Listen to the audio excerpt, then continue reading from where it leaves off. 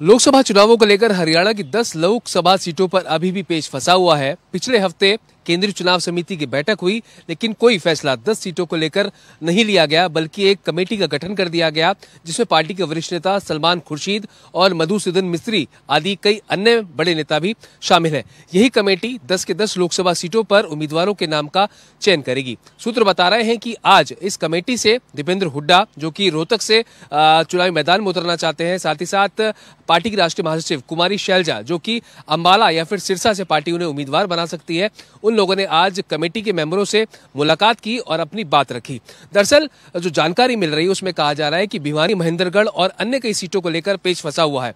किरण चौधरी चाहती हैं, जो कि एक वरिष्ठ नेता है, कि उनकी बेटी श्रुति चौधरी को भिवानी, महेंद्रगढ़ से पार्टी अपना उम्मीदवार बनाए, जो कि 2009 में पहले ही पार्टी की सांसद रह चुकी है।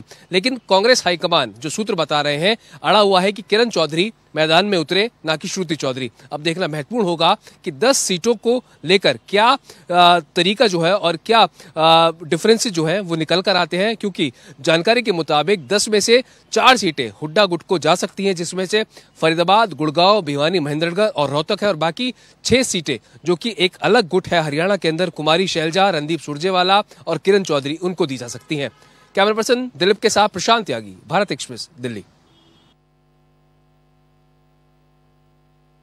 मध्य प्रदेश में जारी सियासी घमासान के बीच पहले चरण का मतदान कल होने जा रहा है। इस पहले चरण में मध्य प्रदेश की 6 सीटें शामिल हैं। 6 संसदीय सीटों में अगर देखें तो सीधी, शहडोल, मंडला, बालाघाट, जबलपुर और छिंदवाड़ा सीट है। इन सीटों पर 1,13,00,000 से ज़्यादा मतदाता अपने मताधिकार का उपयोग करेंगे। चुनाव आयोग ने इसके लिए 13,000 से ज़्यादा मतदान केंद्र बनाए गए हैं।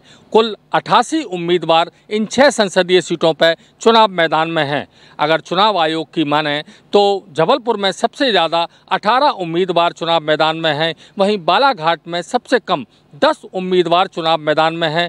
इन अगर 6 सीटों में देखें तो रोचक मुकाबले की सीट छिंदवाड़ा है, जो कि कांग्रेस का गढ़ रही है, और आज कांग्रेस की तरफ से नकुल नाथ चुनाव मैदान में हैं। वहीं बीजेपी की तरफ से युवा उम्मीदवार विवेक बंटी साहू मैदान में हैं। मुख्य मुकाबला बीजेपी और कांग्रेस के बीच है। वहीं बालाघाट की अगर बात करें तो केंद्रीय मंत्री फग्गन सिंह कुलस्ते चुनाव मैदान में हैं लोकसभा के लिए। विधानसभा में भी उनको चुनाव लड़ाया गया था, मगर वो हार गए थे। इस बार वो लोकसभा की तरफ से, लोकसभा के लिए उम्मीदवार के तौर पर बीजेपी की तरफ से चुनाव मैदान में हैं, और कांग्रेस की तरफ से ओमकार सिंह मरकाम, जो कि कांग्रेस के एक सशक्त उम्मीदवार हैं, वो चुनाव मैदान में। कुल मिलाकर शांतिपूर्ण मतदान के लिए चुनाव आयोग पुख्ता तैयारी का दावा कर रहा है।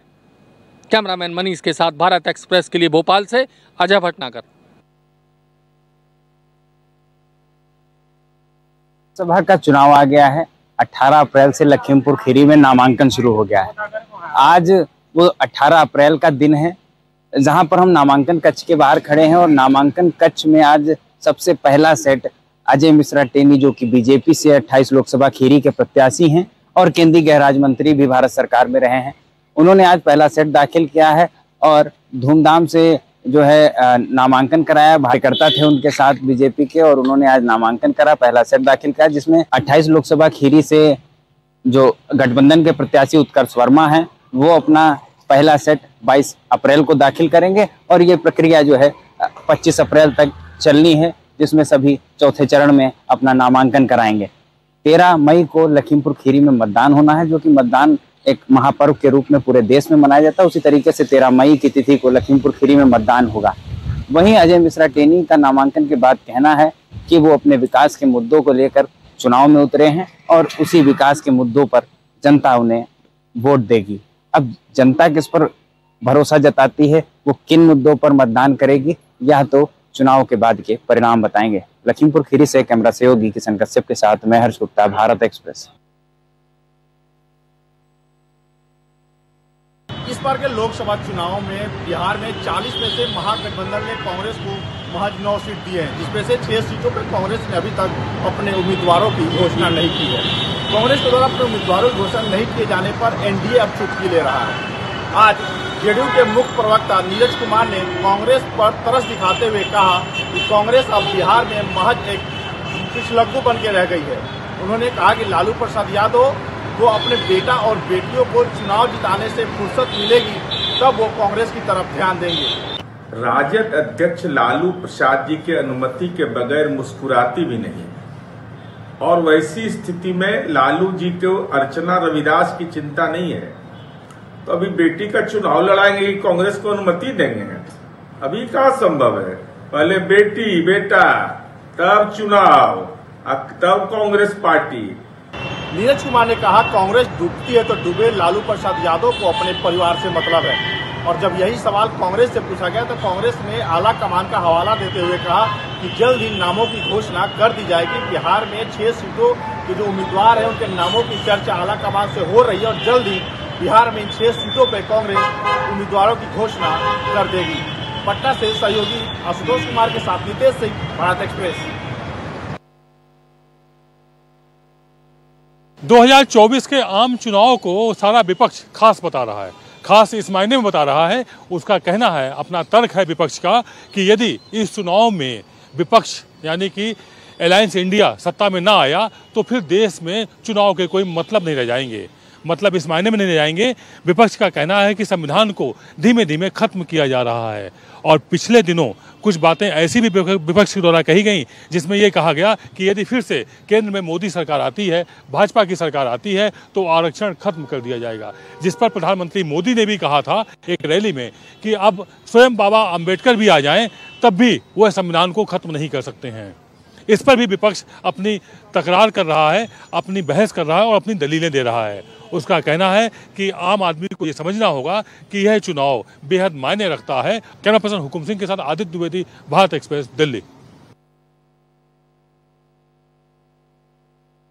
19 और 20 अप्रैल को राहुल गांधी की बिहार में रैली होने वाली है। इसकी जानकारी बिहार प्रदेश के अध्यक्ष अखिलेश प्रसाद सिंह ने दी।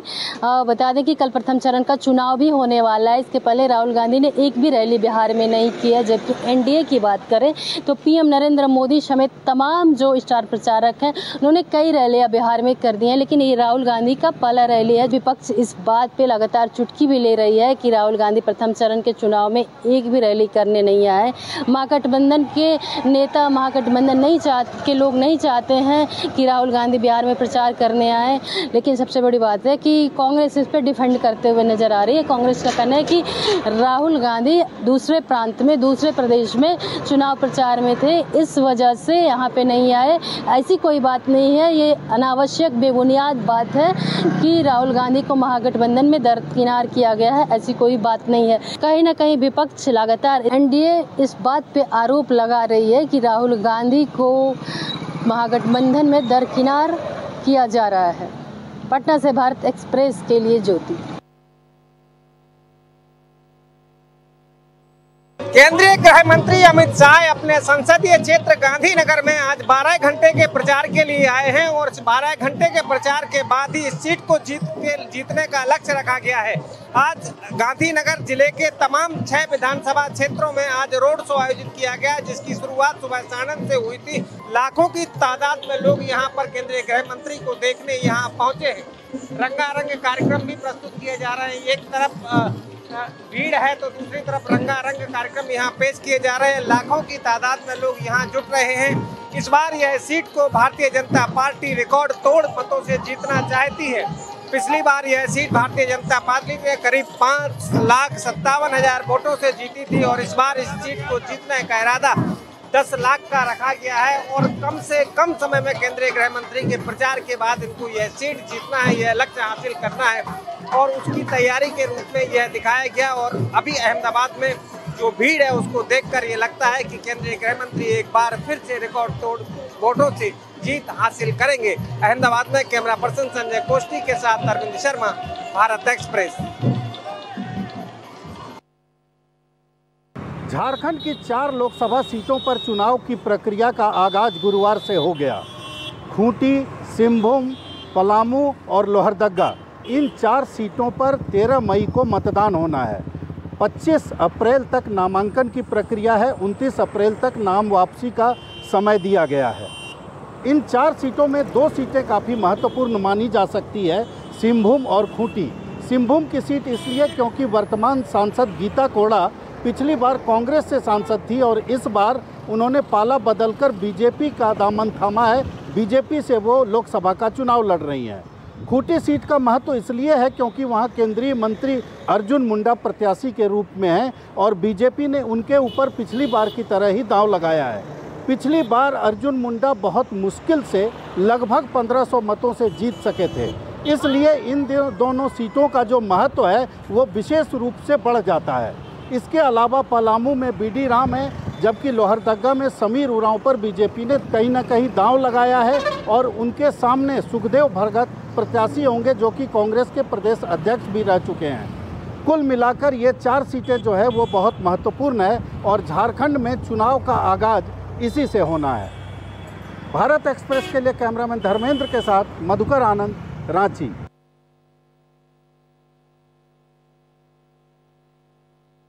बिहार के जमुई से चुनावी सभा के दौरान तेजस्वी की मौजूदगी में एक वीडियो वायरल हो रहा है। इस वीडियो में तेजस्वी के सामने उनके समर्थक चिराग पासवान को गालियां दे रहे हैं। ये वीडियो वायरल होने के बाद एनडीए के नेता आक्रामक हो गए हैं। चिराग पासवान ने इसकी शिकायत निर्वाचन आयोग से की है और साफ तौर पे आरोप लगाया है कि आरजेडी दलित विरोधी पार्टी है और ऐसे दोषियों के खिलाफ कार्रवाई होनी चाहिए। इस वीडियो के सामने आने के बाद बीजेपी भी उग्र हो गई है। बीजेपी के नेता और राज्य के उप मुख्यमंत्री सम्राट चौधरी ने सीधे तौर पे कहा है कि आरजेडी दलित विरोधी है और दोषियों के खिलाफ कार्रवाई की जाएगी। देश के दलितों के मसीहा स्वर्गीय रामविलास पासवान जी के पत्नी को और श्री चिराग पासवान जी की माता जी को जिस तरह गाली गलौज राष्ट्रीय जनता दल के द्वारा किया जा रहा है, यह अशोभनीय है, दुख है, पीड़ादायक है और जरूर कार्रवाई होगी। वहीं इस बात की जानकारी मिलने के बाद तेजस्वी ने भी अपना रुख साफ किया है। तेजस्वी यादव ने साफ तौर पे कहा है कि मैंने गालियां दी है या मेरे सामने गालियां दी गई है। इस तरह के अंदाज में तेजस्वी ने इस तरह की किसी भी तरह की बात होने से साफ इनकार कर दिया है। हालांकि एनडीए ने इसे एक बड़ा मुद्दा बना दिया है और चिराग पासवान के परिवार वालों को गालियां दिए जाने के मामले को दलित से जोड़ के बीजेपी हमलावर है। सहयोगी नितेश सिंह के साथ भारत एक्सप्रेस के लिए पटना से आशुतोष कुमार। महाराष्ट्र की 48 लोकसभा सीटों में से सबसे दिलचस्प मुकाबला बारामती में देखने को मिल रहा है, जहां सुप्रिया सुले के सामने उनकी भाभी यानी अजीत पवार की पत्नी ने चुनावी मैदान में अपनी ताल ठोक दी है। आज सुनेत्रा पवार और सुप्रिया सुले दोनों ने शक्ति प्रदर्शन करते हुए अपना अपना नामांकन दाखिल कर दिया। अब तक पवार परिवार के भीतर और अंतर्गत प्रश्न को सबके सामने खुले मंच से एक दूसरे के खिलाफ बोला जा रहा है। बारामती सीट कई वर्षों से शरद पवार परिवार के पास रही है, लेकिन अजीत पवार के अलग होने के बाद अब उस सीट को लेकर के जंग शुरू है, जिसमें एक तरफ शरद पवार की बेटी सुप्रिया सुले चुनावी मैदान में है, तो वहीं दूसरी तरफ अजीत पवार की पत्नी सुनेत्रा पवार भी चुनावी मैदान में है। देखना दिलचस्प होगा कि बारामती का कब्जा किसके पास होता है। क्या सुप्रिया सुले अपनी सीट बचा पाती हैं या फिर उस सीट पर भाभी यानी सुनेत्रा पवार का कब्जा हो जाता है। वीडियो जर्नलिस्ट बाल्किस के साथ अभिषेक पांडे, भारत एक्सप्रेस, मुंबई।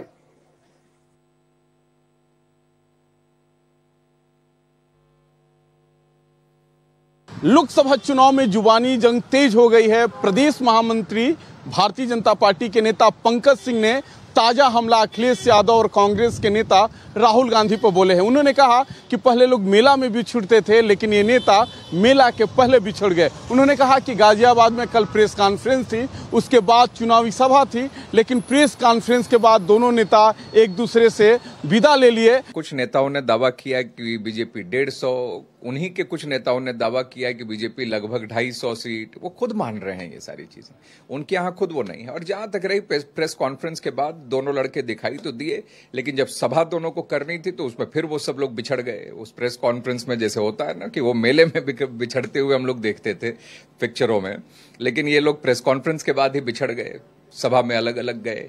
तो खुद उनके यहाँ यूनिटी नहीं है, बिखराव है। और जब नेताओं में ही बिखराव है तो नीचे कार्यकर्ताओं तक यूनिटी कैसे होगी। इससे साफ पता चलता है कि जो नेताओं के कार्यकर्ता है उनके बीच तालमेल नहीं बैठ पा रहा है, जिसका सीधा फायदा भारतीय जनता पार्टी को मिलेगा। सहयोगी राहुल चौहान के साथ रजनीश पांडे, भारत एक्सप्रेस, लखनऊ।